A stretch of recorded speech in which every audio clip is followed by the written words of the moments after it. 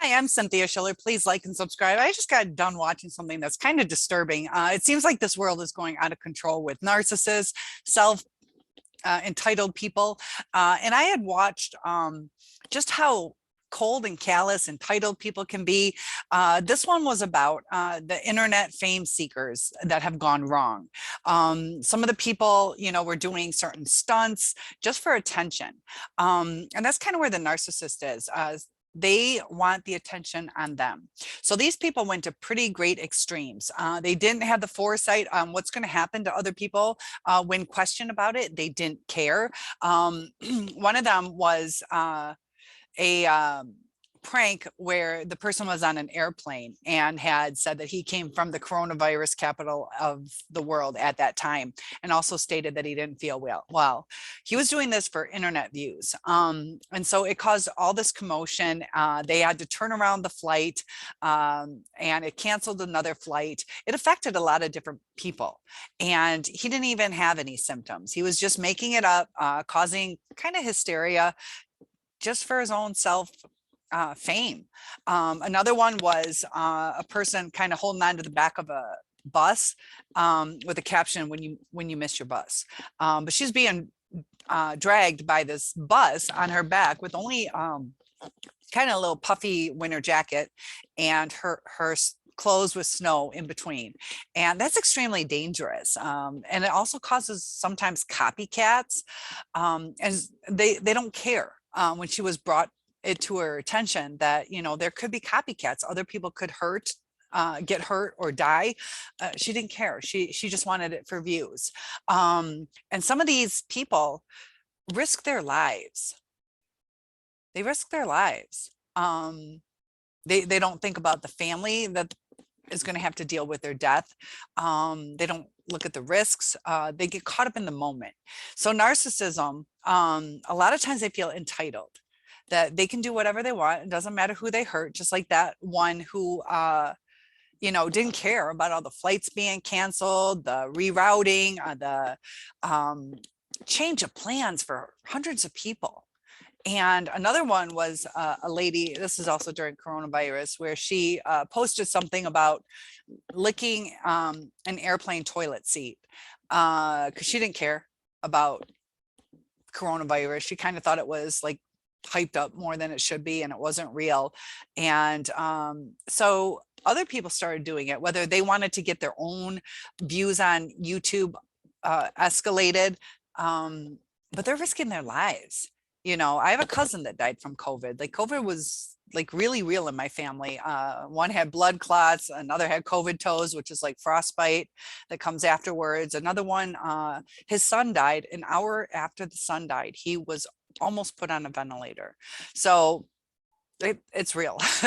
But she was having people try this challenge or to get their views up. And then in the end, she had mentioned, it was just my sugar daddy's private jet, and he was taking her off to spring break. And so she has a sugar daddy, which usually that means you're not in love with the person. You just want them for money, to take you places. You're basically just using them. It's kind of sad though. Sometimes too, sugar daddies kind of go along with it because either they're lonely or they want some status. They have it can be a guy, if they swing that way, but have a beautiful girl on their side, a young one. That's why both of mine ex-narcs had been with somebody 14 and 10 years younger. They see it as like a status symbol. So that's what these sugar daddies often do, is it doesn't matter that they'll come off their money. So there's something going on with them too, to where they don't have enough self-confidence, or they don't want to take the time to pursue a good woman. They just want instant gratification, just like your narcissist. That's why a lot of times they're into porn. If you go out of town, they might cheat on you. They are very unsettled. They don't like being still, because that's when their brain activity starts to escalate and it makes them on edge. So they want to soothe that.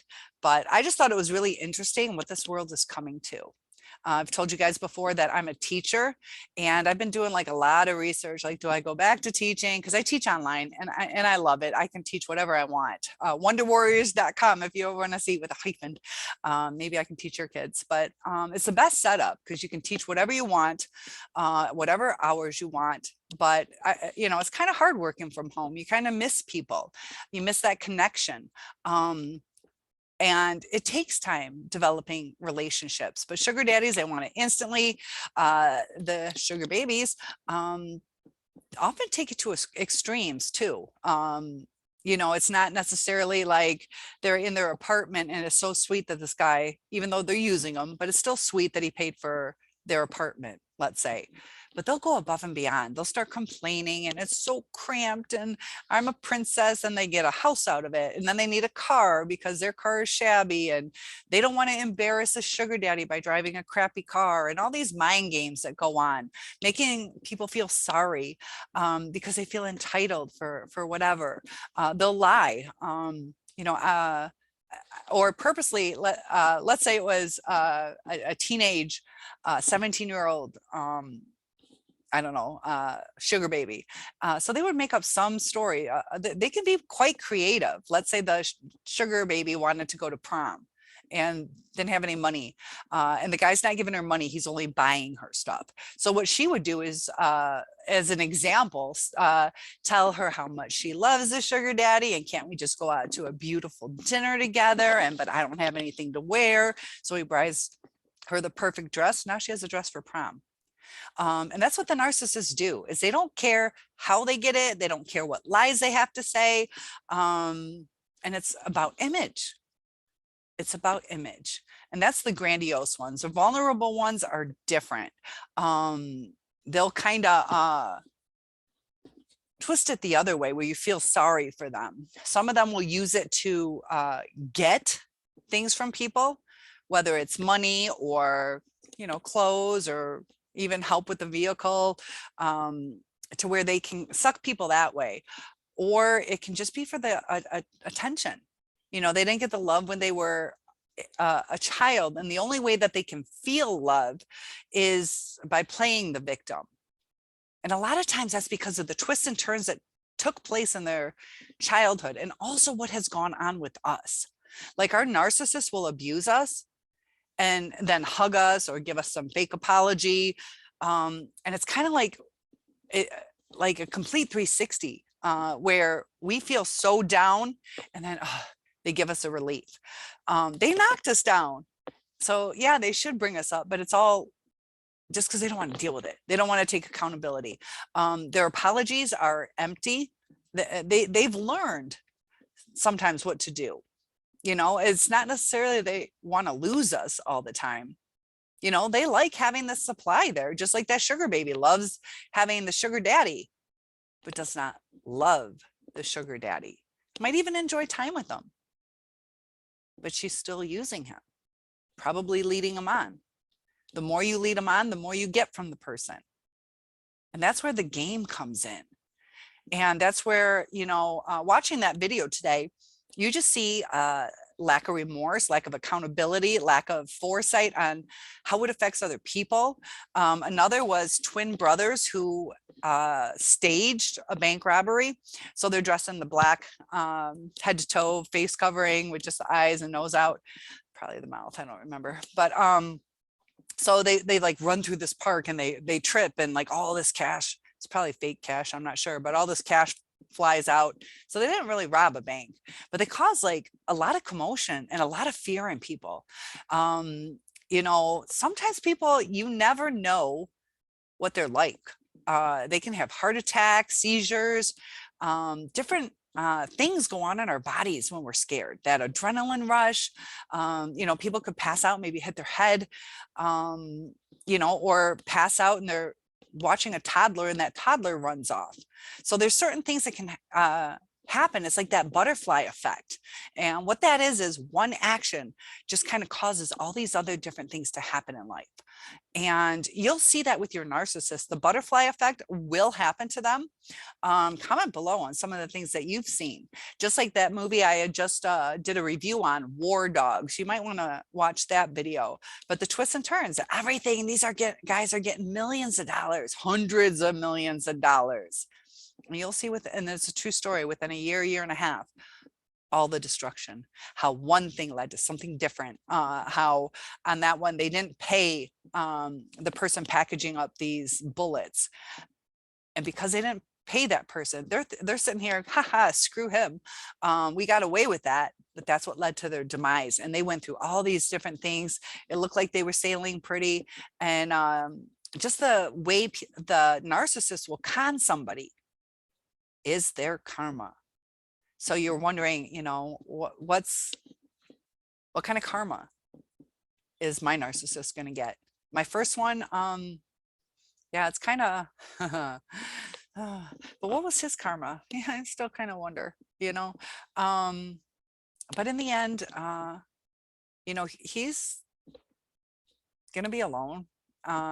He's, what is he now? Almost 59, and never been married. I've never been married just because of bad luck with both my narcissists. Engaged a couple times, but I would have followed through. I would have upheld my promises. Narcissists don't always do that. Sometimes it hurts when we put everything in and that butterfly effect happens, and then the narcissist ends up getting married. My second one's getting married in a few months. Seems to be living on top of the world, but I know the true issues that are underlying it.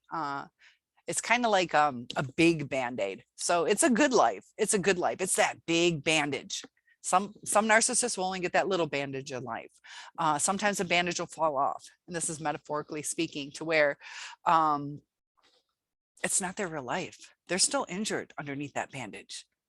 So as we see the new supply, thinking everything's okay, well, the narcissist doesn't clean up the dirty laundry, let's say, metaphorically speaking. So there's things festering under that bandage, and it's just gonna grow into this big infection throughout their relationship.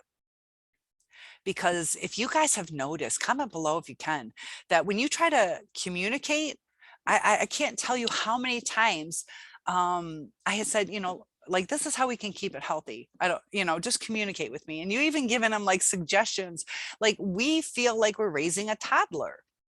And the only way it's effective is if we talk to them like a toddler. And that's not our personality. That's not who we are. But the lies that they tell infiltrate and grow and stew and boil over it sometime. So the narcissist does learn tricks, and they can get away with it for quite a while. You know, just like these YouTubers who are doing things that they shouldn't be doing.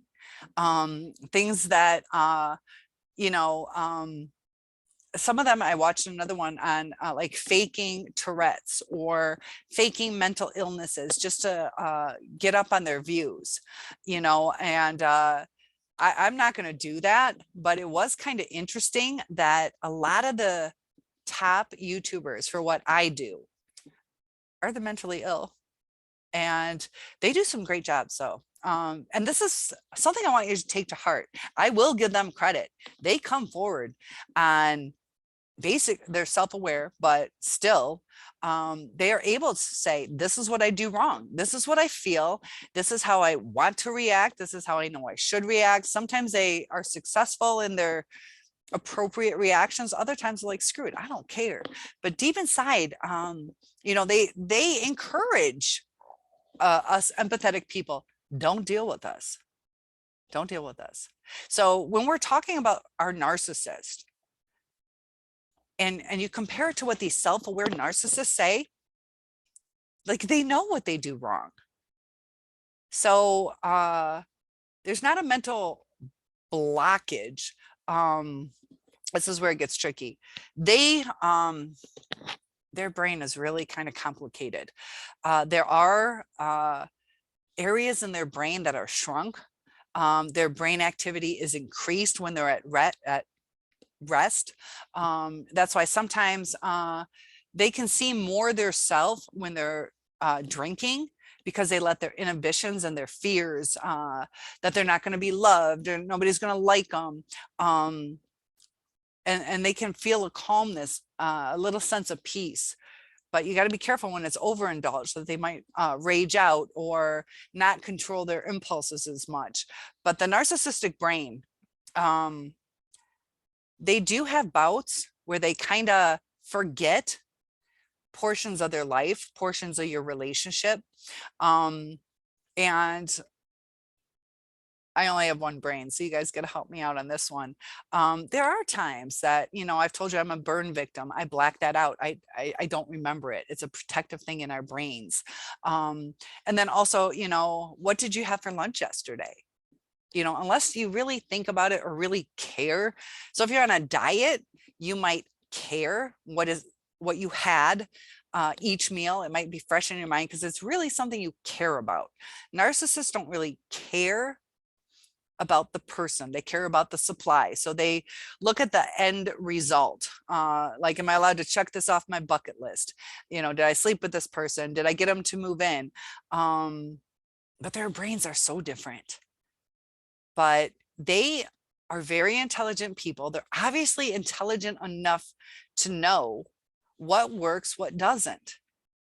And that's what causes a trauma bond. In the beginning, when they did that love bombing, they knew what worked.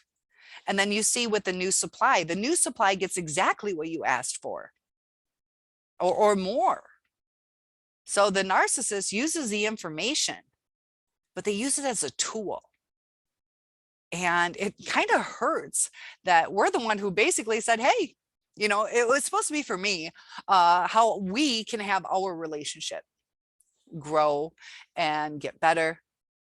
But they go through that devaluation stage because for some crazy reason, they see emotions as weakness. And it gets confusing because in the beginning, we're like, I love you, and give me a kiss goodbye. And, you know, they're eating it up. And then all of a sudden, something clicks in their brain, whether they got tempted away or jealous of somebody else's husband or wife or status. They start resenting us. You know, it's not like they come to us and, you know, let's make a plan and let's, you know, move forward in life. How can we do this? They'll start to get angry at us, you know, or they'll see us in a different light.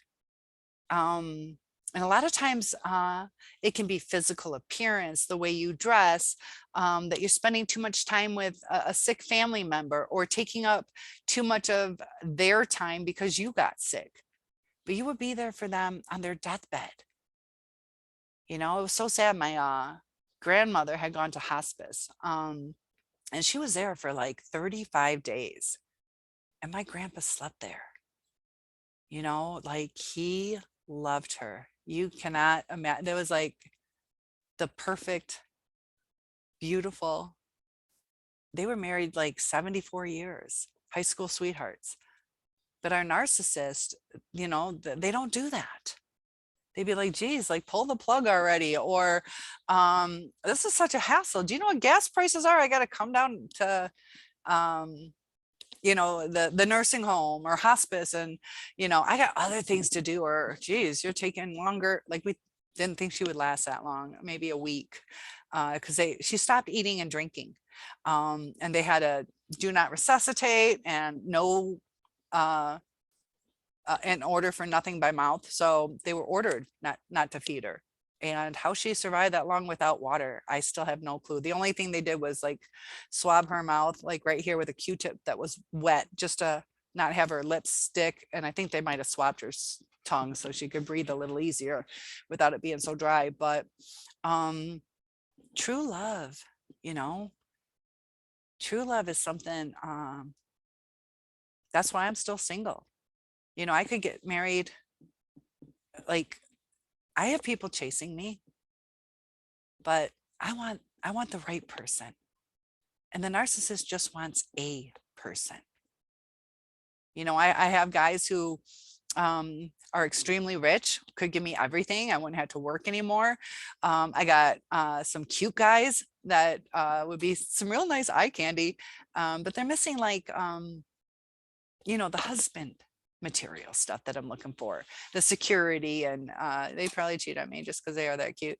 But don't settle for less than what you deserve. We do need to give people chances. You know, I'm starting to get out there more, and at least seeing these, everybody in my life, just everybody, more for who they really are. And, you know, since I've been doing that, my friend circle has gotten a lot larger. And I want you guys to do that too. Start meeting people. It might take a while, but so I might not necessarily, one of these guys that are chasing me, I'm not going to end up with them most likely. You know, it's just not what I want, but they know people. So it is good to set the boundaries. Like, you know, we can hang out, we can go have dinner, you know, let them know that, you know, don't play them for a free meal or something like that. But get out there and start enjoying your life. And the people that are meant to be in your life will be there. But you got to give them an opportunity to find you. Because sitting at home, they're not going to find you.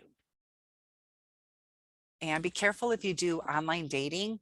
I did a video on that, how a lot of these people are narcissistic because they are cute. They tend to be on average more, there's a lot that are better looking than others. Not all. So I know you probably think I'm gorgeous. I'm not a narcissist, but it can be a factor because of the way people treat, and it's sad, the way people treat better looking people. It's a lot easier to get a job. It's a lot easier to get a mate, or at least a date. Sometimes you get discounts. People will, oh, don't worry about it, just go grab a free cup of coffee, or can't wait to see you again. And other times it's kind of sad how people treat some of the kindest people, but they don't treat them well because of their outside appearance. They did videos on, you know, this little girl dressed like a little adorable little princess type girl, and everybody's like, oh sweetie, I'll help you out, what's wrong? And she dresses like a raggedy kid, and people just walk by her. And that's just on image. That's just on image. And society is changing, you know, even with me.